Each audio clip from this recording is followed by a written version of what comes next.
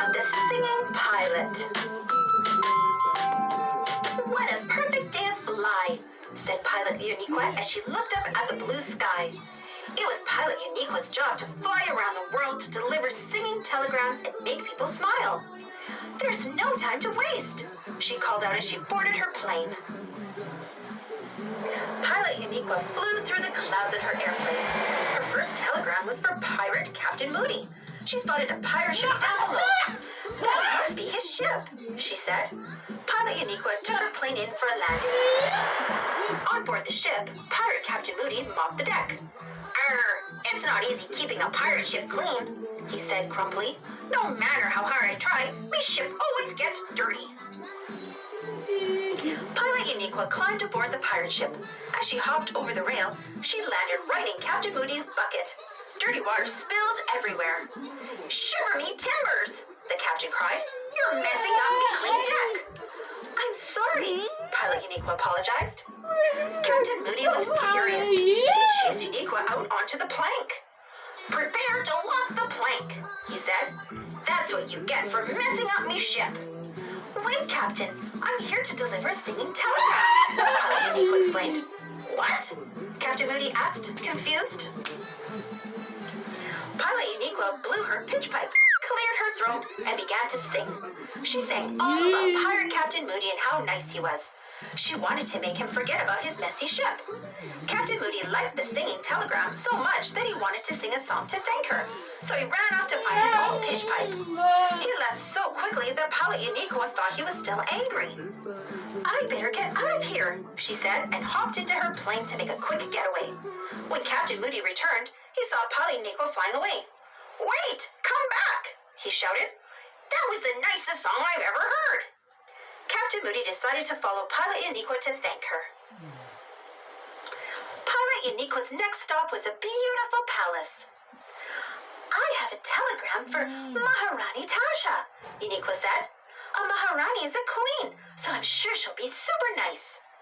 Inside the palace, Maharani Tasha covered her ears. The birds chirped out her window. The bees buzzed loudly. Quiet! You're making too much noise, she complained. I like peace and quiet.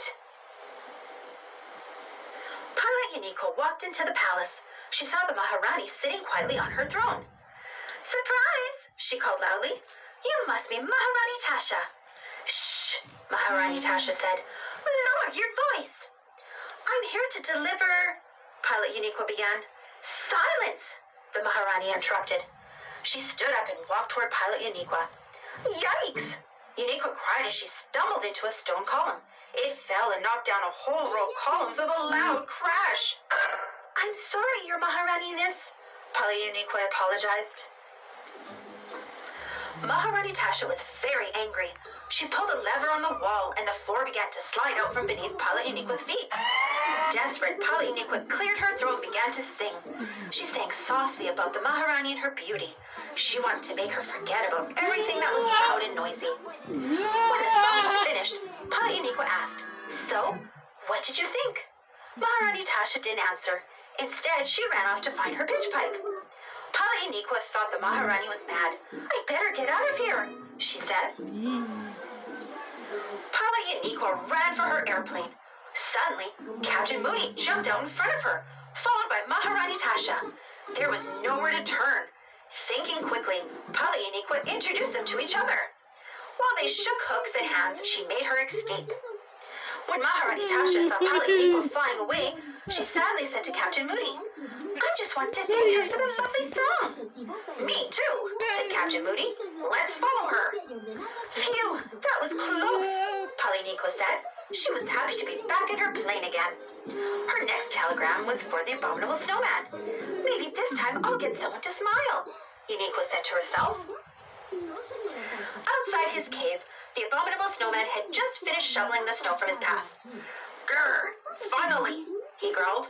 Abominable snowman shovel and shovel all day, and now finished. Just then, he heard a loud noise. It was Pilot Uniqua coming in for a bumpy landing. Thud, A giant mound of snow rumbled and spilled onto the path. Grrr! I spent days digging paths to my cave, the abominable snowman yelled. You'll ruin it. I'm sorry, Polynequa said. She cleared her throat and sang about the abominable snowman and his super strength, hoping he would forget about his snow-covered path. When she finished singing, she looked at the abominable snowman. Grr! Stay there, he said, and he ran off to his cave. Golly gee, doesn't anyone smile anymore? Polynequa asked, disappointed. Well, I guess I'd better get out of here. Suddenly, she heard a loud creak, and the icy cliff cracked beneath her feet. Polynequa and her airplane tumbled over the edge and fell through the air. Luckily, Polynequa landed right in the cockpit of her plane. She turned on the engine and started to fly. When the abominable snowman returned, he saw Polynequa flying away. Grr, wait, he called. I wanted to say thank you for that nice song. Captain Moody and Maharani Tasha ran up to him on the snowy cliff. We wanted to thank her too, said the Maharani. Let's follow her, Captain Moody exclaimed. Polynequa flew back to the hangar and landed her plane. I didn't make anyone smile today, she said sadly. I guess my singing telegrams aren't so great. Just then, Captain Moody, Maharani Tasha, and the abominable snowman came running up to her. Uh-oh, what are you all doing here? Polynequa asked. We have a singing telegram for you, matey, Captain Moody answered. The three of them cleared their throats, blew into their pitch pipes, and began to sing. They sang a song to thank Polynequa for being such a great messenger. You really think I'm great? Polynequa asked. The greatest, Captain Moody said. Thanks for cheering us up. The abominable snowman's tummy gave an abominable rumble. Want to come to my house for some chocolate pudding? He asked. That sounds great, said Polynequa. The four friends sang a little song as they walked home. Thanks for watching. Don't forget to subscribe and share. And follow me on Instagram and Twitter. And for more of the Backyardigans stories, check out my The Backyardigans playlist.